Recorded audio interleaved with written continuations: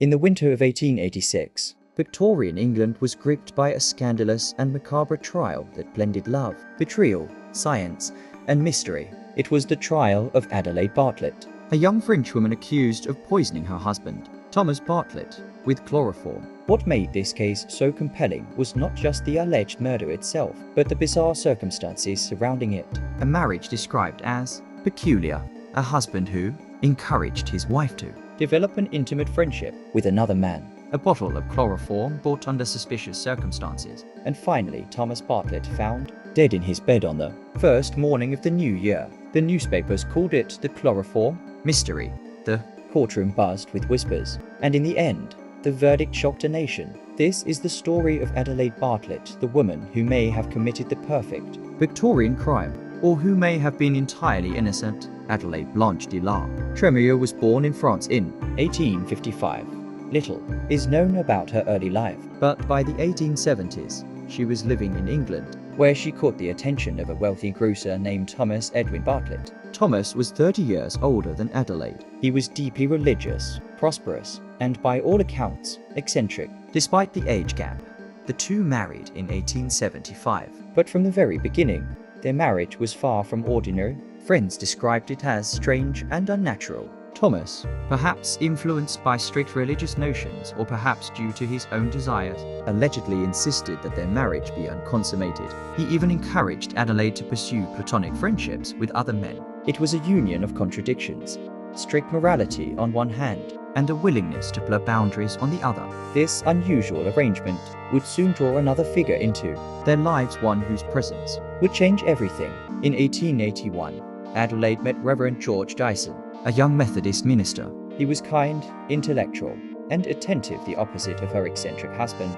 Dyson began giving Adelaide lessons in French and general education, and soon the two grew close. Their relationship became the subject of gossip, especially since Thomas himself encouraged it. He went so far as to say, "I have no objection to your loving Adelaide. In fact, I rather like it." This shocking attitude only deepened the sense of mystery around the Bartlett household. Was Thomas simply a progressive thinker, or was there something darker going on? The trio Thomas, Adelaide, and Reverend Dyson formed an unusual triangle. To outsiders, it seemed scandalous. To Thomas, it seemed acceptable. To Adelaide, it may have been salvation. But this triangle was about to unravel in the most tragic and sinister way. In late 1885, Thomas Bartlett's health began to decline. He complained of stomach problems, pains, and bouts of depression. Around this time, Reverend Dyson did something curious. He purchased 3 bottles of chloroform for Adelaide. He later claimed it was at her request for educational purposes. Chloroform was commonly used as an anesthetic in the 19th century, but it was also known to be highly dangerous if swallowed. A small amount could knock a person unconscious. A larger dose could kill. The pharmacist who sold it asked Dyson, "Why does your lady friend need this?" Dyson replied that it was for Adelaide to study. The explanation raised eyebrows, but no further action was taken. The bottles were delivered, and weeks later, on New Year's Day 1886, Thomas Bartlett was dead. On January 1st, 1886, Thomas Bartlett was found lifeless in his bed at their home in Pimlico, London. At first, it appeared he had died of natural causes. He had been ill for weeks, but suspicions soon mounted. A post-mortem examination revealed a large quantity of chloroform in his stomach, enough to kill instantly. The medical examiner, Sir James Paget, declared the chloroform had been administered in a most unusual manner. The key question was, how did it get there? It was nearly impossible for someone to swallow chloroform voluntarily. It burned the throat and caused immediate vomiting, which suggested someone had poured it into Thomas's body after he was incapacitated. Attention turned immediately to Adelaide. Adelaide Bartlett was arrested and charged with the murder of her husband by poisoning with chloroform. The trial, held at the Old Bailey in April 1886, became one of the most sensational of the Victorian age. The prosecution painted Adelaide as a manipulative wife who wanted freedom to pursue her love with Reverend Dyson. They claimed she persuaded Dyson to buy the chloroform, then used it to murder Thomas in his sleep. But the defense countered with a powerful argument. There was no clear evidence of how the chloroform was administered. There were no burns in Thomas's throat, suggesting it hadn't been swallowed directly. There was no evidence of forced ingestion. There was no proof Adelaide had ever given it to him. The defense suggested another possibility. perhaps Thomas took it himself. The courtroom buzzed with speculation. Witnesses were paraded in.